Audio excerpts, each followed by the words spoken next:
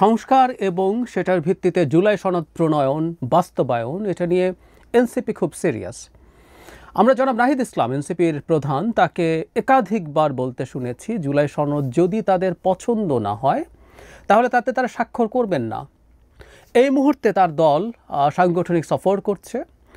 বহুবার বলেছি, আবারও বলতে চাই, তাদের সেই সফরে মানুষজনের সম্পৃক্ততা, মানুষজনের উপস্থিতি দেখে আমি খুবই আশান্বিত হয়েছি। আমি খুবই ভালো বোধ করি বাংলাদেশের এই তরুণদের যে দলটা আছে এটা যদি জনগণের কাছে পৌঁছতে পারে, জনগণের সাথে কানেক্টেড হতে পারে, আমাদের একটা রাজনৈতিক শক্তি হিসেবে যদি তারা সামনে আসেন, আমাদের গণতন্ত্রের জন্য এর চেয়ে ভালো কিছু আর হয় না।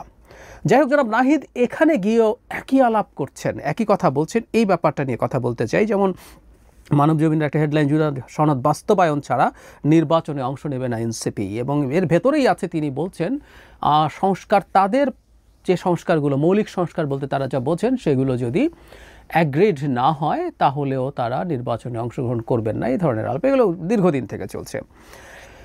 আমি আগে একটা কথা বলেছিলাম, এনসিপি ব্রিলিয়ান্টলি দুটো এজেন্ডাকে তারা রাজনীতির বিষয়ে পরিণত করেছে। That's good. একটা হচ্ছে আওয়ামী লীগের বিচার নিষিদ্ধকরণ, এগুলো এর মধ্যে আওয়ামী লীগকে আধা নিষিদ্ধ করা গেছে, বিচার চলছে। এটা আপামর সব মানুষের সাথে কানেক্ট করার একটা জায়গা। আমাদের প্রতিটা শ্রেণী পেশার মানুষ এটা চান। আরেকটা হচ্ছে আমাদের শহুরে শিক্ষিত সচেতন, এই তিনটা শব্দই যোগ করতে চাই। মধ্যবিত্তের কাছে একটা অংশের কাছে সংস্কারও খুব গুরুত্বপূর্ণ একটা এজেন্ডা। সংস্কারের প্রয়োজন আছে কি নেই সে আলাপ ভিন্ন। আমি বহুবার বলেছি রাজনীতিতে দরকারি জিনিসটাকেও পলিটিক্যাল এজেন্ডায় রূপান্তরিত করতে হয় পলিটিক্স করার জন্য, অ্যান্ড ইটস ফেয়ার, এটা ভালো, এটা করতে হয়। সো তারা এটাকে এজেন্ডা করেছেন, এটা বোঝা যায়। দ্যাটস ফাইন, রাজনীতি করুন, করবেন, এবং সেটা দিয়েই তারা জনগণের সাথে ওই শ্রেণীটাকে কানেক্ট করতে চেষ্টা করবেন। সেই শ্রেণী খুব বড় না হলে তাদের কিন্তু সোশ্যাল ক্যাপিটাল বেশি। তারা সোশ্যাল মিডিয়াতে লেখেন, কেউ টিভিতে কথা বলেন, কেউ মানে সোশ্যাল মিডিয়ায় কথা বলেন, কেউ লেখেন সোশ্যাল মিডিয়াতে, সো কলাম লেখেন, নানান রকম মানুষজন আছে। সুতরাং এটা তাদের একটা গুরুত্বপূর্ণ চয়েস। কিন্তু আমি এটা মানে আমরা কিভাবে দেখব, তিনি যখন বলছেন জুলাই সনদ বাস্তবায়ন, জুলাই সনদ বাস্তবায়ন আসলে এই সরকারের অধীনে করা যাবে না, এটা আমরা বুঝতে পারি। বিশেষ করে জুলাই সনদের মধ্যে সংবিধান সংশোধন নিয়ে বেশ কিছু ইস্যু আছে।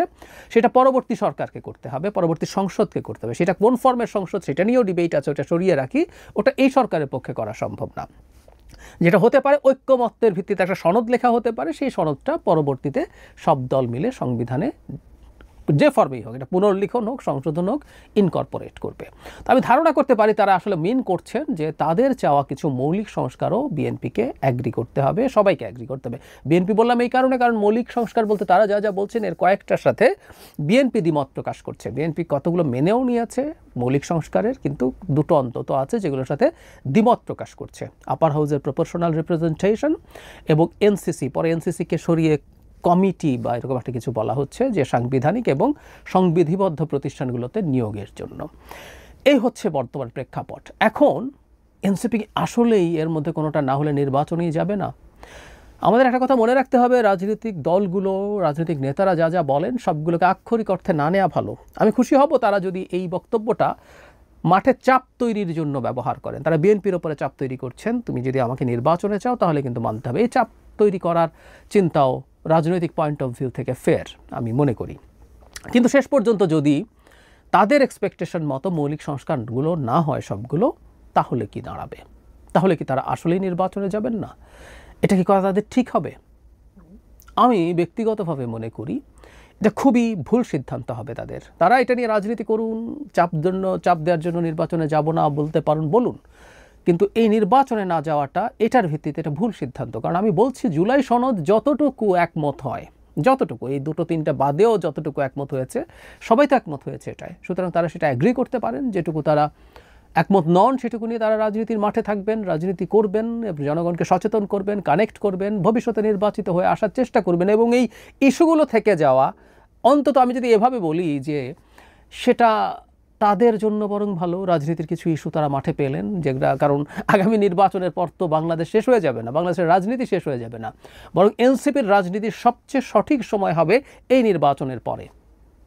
এখন পর্যন্ত যে ধরনের পারসেপশন, বিএনপি বেশ মেজর মার্জিনে জিতবে, এবং বিএনপির সেই সরকারের সময় নানা ভুল ত্রুটি হবেও, এটা চোখ বন্ধ করে আমরা বলে দিতে পারি, এটা একেবারে নিখুঁত কোনো শাসন হবে না, যথেষ্ট প্রবলেম হবে।